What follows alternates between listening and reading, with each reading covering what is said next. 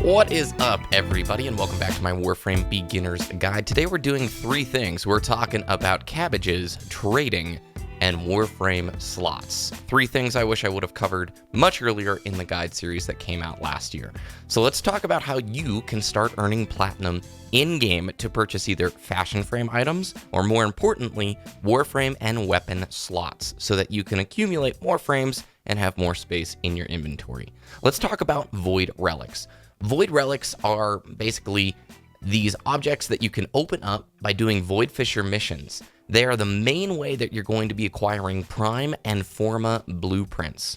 Void Relics are things that you've had drop in your missions thus far as rewards. Void Fisher missions grant pre-refined relics of ascending rarity for every 5th rotation reward. That didn't make sense. Don't worry, it'll make a lot more sense in just a second. So if you come down to your ship, you will see down here a Void Relic station. These are Void Relics.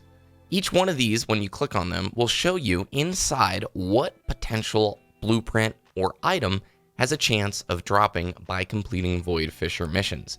So if I were to look at my Lith B2 relic here, for example, there's a chance for a Forma blueprint, Paris Prime lower limb, Tigress Prime stock, all of these things to drop. Now I can actually, by playing Void Fisher missions, you accumulate this currency that allows you to spend in order to change the drop chances of certain items within these Void Relics, okay?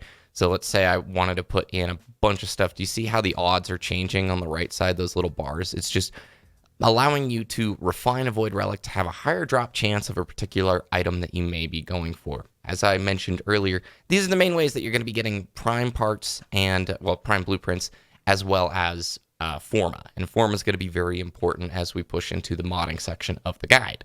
All right, so where do we go to use these Void Fishers? Well, if you look in the upper right-hand corner on your map, this little double fire thing, these are fishers, and you can see the different types of fishers that are available right now. So let's say I were to select the Lith Fisher. When I would go into this mission, I would then get to choose one of the relics that I wanted to offer up. And usually these are wave-based missions. The endless ones are my favorite because it lets you just keep rinsing and repeating. And these missions you absolutely want to do with other players. Why? Because if we're doing our Void Relic missions with other players, at the end, when we complete the round, it will give you the option to choose whatever Void Relic reward that your teammates may have opened up. So at the end, you actually get to pick and choose which item looks the most appealing to you at that time. This is a really, really fun way to play the game, and it actually feels kind of cool, especially for new players. They get the sense of, oh man, I'm getting these Prime parts, I'm starting to get these valuable items. It's a really nice element and a fun way to, maybe get some affinity if you haven't been pushing towards Mastery Rank 2 as quickly as you would like. In terms of what items to choose, that's completely up to you. However, you do want to start stockpiling a little bit of Forma, because when we get probably 2 videos further, we're going to talk about modding your frames and Forma-ing slots so that you can be more efficiently modding and pushing towards a better overall experience and a stronger, weapon or frame. I know a lot of you are asking about the Sindanas, the cape things, or the attachments or colors. How do you get those? And the truth is pretty much all fashion frame items are platinum spends and purchases. So I want to talk about how you can start beginning to trade for platinum. It's not something that you're going to be as effective right now if you're in the earlier portions of the star chart, but I know a lot of players want to at least get a color palette or two, or get some more platinum if they want additional Warframe slots. So let's talk about this. Your inventory has a limited amount of slots for free for different weapons and different Warframes when you begin. This is kind of how Digital Extremes, I don't want to say monetizes the game, but partially, yes, it's how they monetize the game. But what most players don't know is that, yes, even though a Warframe slot costs 20 platinum, and yes, you are given an initial amount of platinum for free on every new account, you can earn platinum by trading quite easily. And the way that we're going to do that is twofold.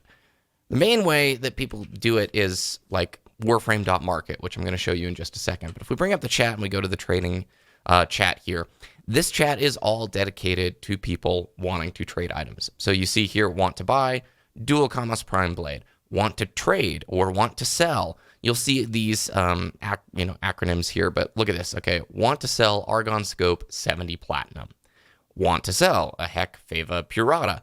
The 70 and then the P indicates the price tag that people are looking to do. And this chat is always very, very active. And what most people do is they'll look in here. Maybe there's an item that they want, and then they're going to click your name. You're going to talk to that person, say, hey, I'd like to buy it. And then you will go and trade for that specific item. It is not a bad way to go, but you can see the chat moves fairly quickly. And that can be sort of tough, especially for new players. If you're not selling items people are that into as a new player, you're not going to get many offers. However, there is this website, warframe.market. This site is really awesome because what it does is it lets you post your items for sale, and people browsing can then message you. So let's say, Trinity Prime's price is probably completely cratered because of the whole Twitch thing, but let's just take a look at see what Trinity Prime is going for. 70 platinum, 70 platinum. Okay. And you can see the online status of the person who's posted it. This means this player right here is in the game. He wants to trade it for 70 platinum. All I would then have to do is copy and paste his name, whisper him in game, say, hey, I'd like to trade for your particular, Trinity Prime blueprint set. We'd meet up, we'd trade. I'd give him the platinum. He'd give me the blueprints. Bada bing, bada boom. So what I would encourage is you create an account on here and you maybe begin to sell some prime items that you get from your Void Fisher missions. How will I know what price to set it at, BBK? Well, take a look at the market. You can see that there's a general market price that it's going for. If you obviously are pricing your things up down like 150 platinum, very few people are going to be messaging you. It's just like the auction house on World of Warcraft. All right, let's say you have successfully initiated a conversation with somebody who wants to buy one of your prime blueprints and he's agreed to trade. What do you do next? Well, either the person trading with you will have a dojo that they can invite you to, which is an easy way to go. Dojos are clan public spaces, and they have this post called the trading post, where it's a console. Both of you guys put your item in, the platinum price, agree to the trade, move on. But a lot of you guys, since you're newer players, probably don't have a clan just yet and probably don't have a dojo. So we're going to go to Maru's Bazaar. Last time, we talked about how to get to Mercury. You should be working through the blue nodes on Mercury as well as quests as they become available. As you wrap up Mercury, you're going to head back to Earth. The Mars Junction is the next portion of the game that you want to push through.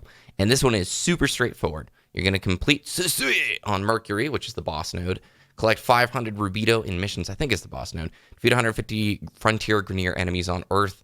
And then complete quest once awake. All very self-explanatory stuff that's going to get you towards Mars. And once we're on Mars, if I can actually swing the camera there, we're going to go to Maru's Bazaar. Like I said, this is a public space, and there is a trading room in here where you can meet up with the person that you're wanting to trade with. Most of the time, I'm betting players that you're going to be trading with have a clan dojo and will have a trading post. So they can just invite you to their trading post. And we'll be coming back here in the next video as well. So this is Maru's Bazaar, and all you have to do is say, I want to sell my wares, and then you walk down here, and you hit X to trade. You already requested a trade with this player. So you basically can come down here. I'm not going to trade with this dude, but this is a trading space for those of you guys who don't actually have a clan dojo. So, wow, that looks sweet.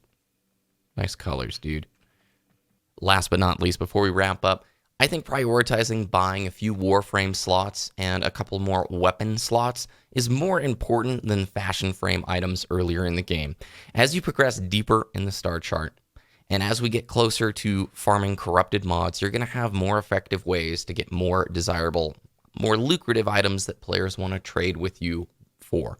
Also, if you want to spend platinum, like if you want to spend money to buy platinum in this game, I think supporting Digital Extremes is a good option.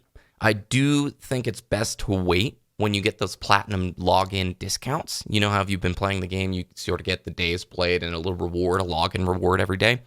A lot of times you'll get options for like a platinum discount. You know, those are usually the days that you'd want to buy some platinum if that's the case for you. If you want to play this game completely free, you can very easily do so. It's just going to take a little bit more farming and a little bit more patience waiting for buyers and traders on Warframe.market.